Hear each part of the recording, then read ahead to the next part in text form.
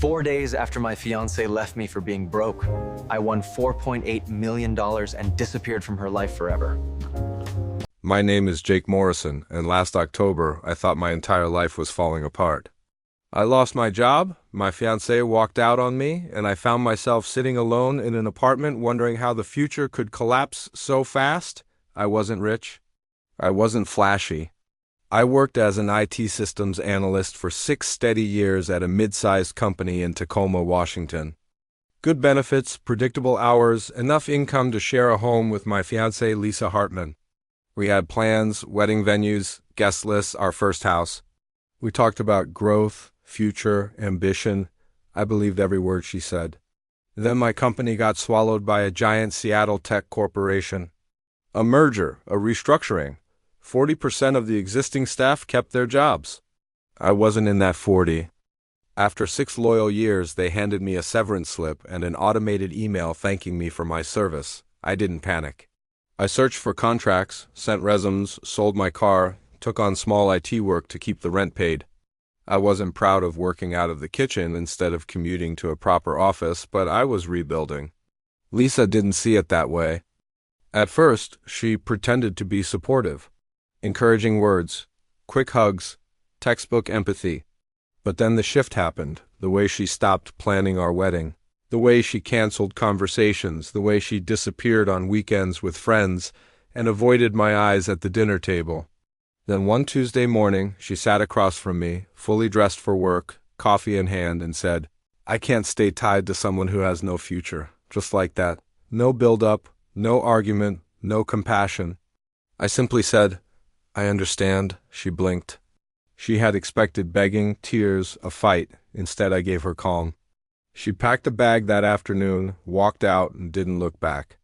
What she didn't know, what she couldn't know, was that 4 days earlier, I bought a Powerball ticket with the last $7 in my wallet. And that ticket would change everything.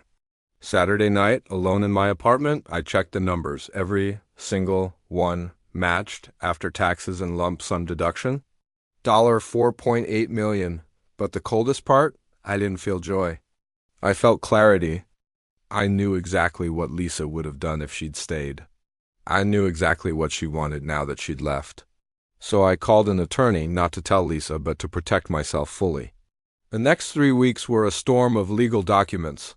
Asset separation, account closures, and a fully anonymous trust claiming the funds. Lisa never appeared once. She never even checked on me.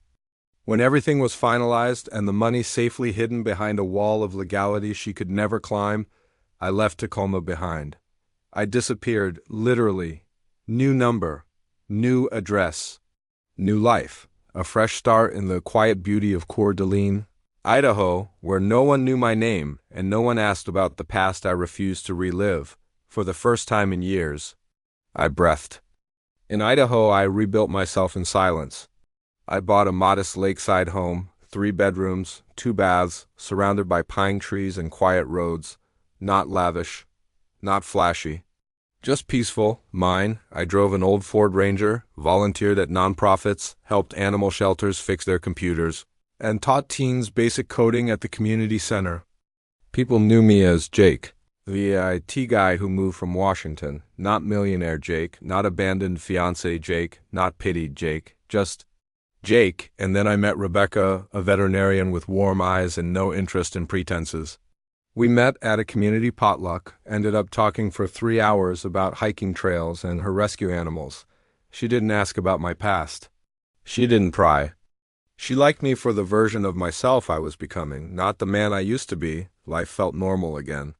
Then one morning in late February, my phone buzzed with a Tacoma number. "Jake, it's Lisa. Please talk to me. Delete another number." Another message. Blocked. 3 days later, there were 8 numbers and 11 messages. Then she began calling. I ignored every single one. Then she escalated. She drove 6 hours to Idaho and parked in my driveway, waiting for me to return from a hike. When I stepped out of my truck, she ran toward me. "Jake, please, give me 5 minutes." I didn't even look at her. "You should leave, Lisa," she begged, cried, apologized, claimed she made a mistake, said she still loved me.